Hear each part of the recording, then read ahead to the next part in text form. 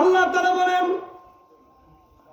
আলাম ইয়াজিদকা ইয়াতীম ফাআওয়া।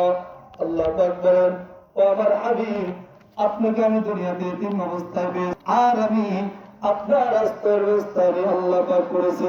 জোরে বলেন সুবহানাল্লাহ। রাসূল কারীম সাল্লাল্লাহু আলাইহি ওয়াসাল্লাম প্রত্যেকদিন বিকাল বেলা তার বন্ধু বান্ধবদের সঙ্গে খেলা করার জন্য ময়দানের দিকে যাইতেন। আল্লাহ নবী কয়েকদিন যাওয়ার পর একটা দৃশ্য লক্ষ্য করে দেখলেন, আরে আমি যখন সন্ধ্যা লেগে যায়, এক শ্রেণীর মুরব্বীরা এসে তাদের সন্তানদেরকে নাম ধরে ডাক দেয়, তাদেরকে করে করে কবরে চুমু দিয়ে বাড়ির দিকে নিয়ে যায়। আল্লাহ নবী বলেন, আজ এই ময়দানে আমি কয়েকদিন যাবত আসলাম, আমাকে তো মোহাম্মদ বলে একটা ডাক কেউ দিল না।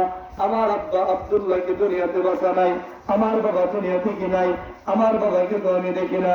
ভাইরা আমার, নবীজি পরের দিন তার সমস্ত বন্ধু বান্ধবদেরকে ডাকতে বলেন, ও আমার বন্ধুরা শোনো, প্রত্যেক দিন তোমাদের পিতারা আসে, আজকে আমি বললাম আমার পিতা তোমাদের সেই জায়গায় চলে আসবে।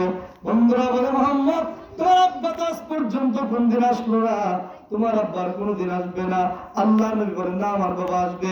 আল্লাহ নবী পরের দিন খেলা দেখার জন্য ময়দানে চলে গেলেন। আমার ভাইরা, সন্ধ্যা উৎকীর্ণ হয়ে গেল।